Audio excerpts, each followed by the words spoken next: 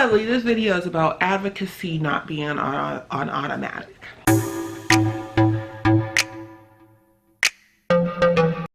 Okay, I am the ultra advocate for my child. Like, I don't play.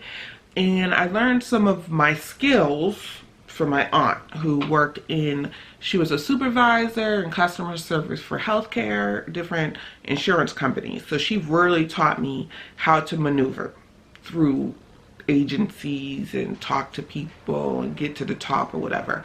But it's always hard when you're dealing with government agencies. That's another animal in all itself, because they don't really give a shit and they don't have to, opposed to dealing with corporations like insurance companies. Anyways, along the way of autism and dealing with the advocacy that I had to do with my daughter, which I'll express in a minute, I realized that all these parents are not up for that challenge. Not they're equipped, nor will they educate themselves. Not all are lazy. Some just don't have that personality. They're not confrontational. They kind of go with the flow. Whereas I'm a fighter. I've always had a bit of an aggressive personality, and there is no short in the aggressive personality when it comes to my child. I will start with the insurance company. The insurance company did not want to pay for the Autism Center. They did not want to pay the 40 hours a week for the Autism Center. It was a mess. I had to email the Massachusetts Insurance Commissioner, and that's why I say you need to know the laws in wherever you're living. Massachusetts has a mandate that the insurance company's got to pay for autism. Not all states have that. I'm sorry. And I pushed the issue. At the same time, their customer service reps kept trying to convince me to just do home ABA. Now, home ABA, we had tried that in early intervention. We could only get up to 10 hours a week, and the turnover was ridiculous. So we kept losing people, gaining people, but we could never get up to the 30 hours that was given by the pediatrician. But they didn't have the staff. So I was like, no. So I was shooting for ABA Center. Now, but in Massachusetts, our state healthcare is called MassHealth. It's universal healthcare. We're like one of the first states that, if you're poor, you get healthcare. I'm not poor. I mean, I'm not rich, but I do have a healthcare policy through my job that they do not pay for autism centers. They do not. At least the kind my daughter needs. Okay, so that's one thing. So if I didn't have my main insurance, Ava would not be at her autism center. So, but my main insurance was fighting it too. They didn't want to pay. So what I ultimately did was, my aunt was like, go top down, find a VP, right? On the website of the insurance, they had a VP of media relations, okay? And I emailed, and they had her email address. Other than that, I couldn't find anybody else's contact information. And I emailed her, and in the subject line, I said, restricting autistic toddlers services. And then I wrote everything down in the email. I'm a keyboard warrior. So literally this woman got back to me in 10 minutes and cleared up everything. Okay, like she laid the smack down within weeks. It was approved. She was going to this autism center. So that was, my first brush. Well, actually, that wasn't my first brush. My first brush was with Boston Public Schools and the IEP process. And I had gotten an advocate. I don't feel like I need an advocate anymore. I feel like I've educated myself enough, I'm confident enough. It's been 3 years that now I could be my own damn advocate. But I didn't like the services. I didn't like the school they were trying to send her to.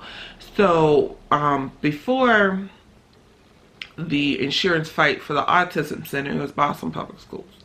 And it was going to hearing. It was going to go to hearing because I rejected all their services except the preschool placement.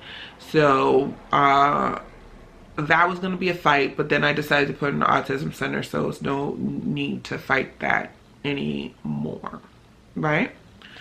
Then the Autism Center, you really need to be involved with your child on every level. Like, just because she got an autism center, it's not like I trusted them completely either.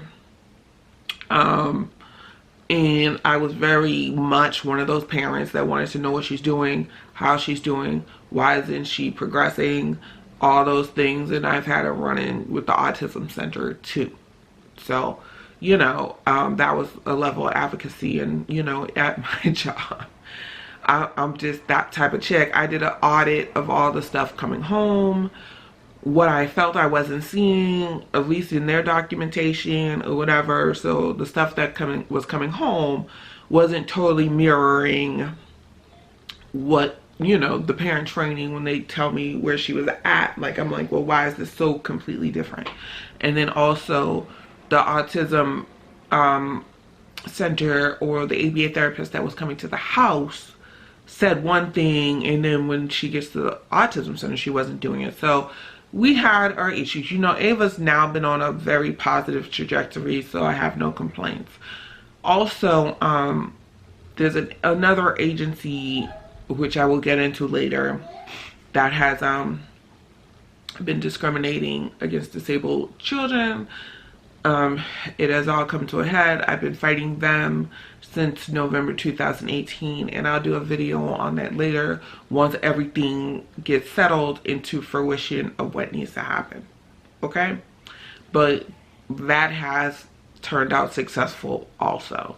And it's just my diligence, because to be honest, with that situation, I was so ready to give up. So ready.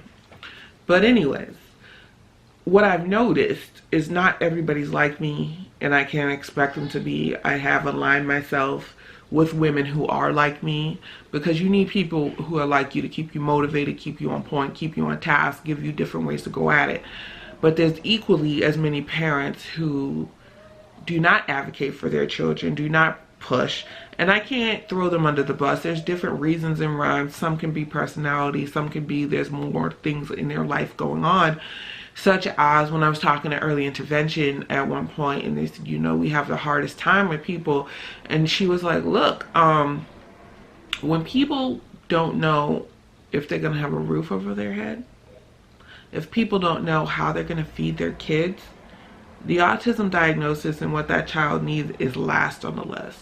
And I can feel that. I can hear that. I can understand that. You know what I mean? So it's not all to throw the parents under the bus. It's other priorities at first, at the detriment of the child, but they have to put a roof over their head and feed their kids and do the next right thing. So I appreciate that too. But advocacy can also be a personality thing. Like, some people just don't like the conflict, and there is conflict with advocacy. There is conflict with advocacy. I don't care. You have to have that thick skin of, I don't give a shit. This is how I feel. This is what we're going to do. This is the law that backs me up. I know my child's rights. You know, almost like not everybody's set up to be a lawyer. You have to have the personality. So some people just don't have the personality to fight. And I'm not dogging them out. It just is what it is. But advocacy is not automatic. Like, comment, subscribe, holla back.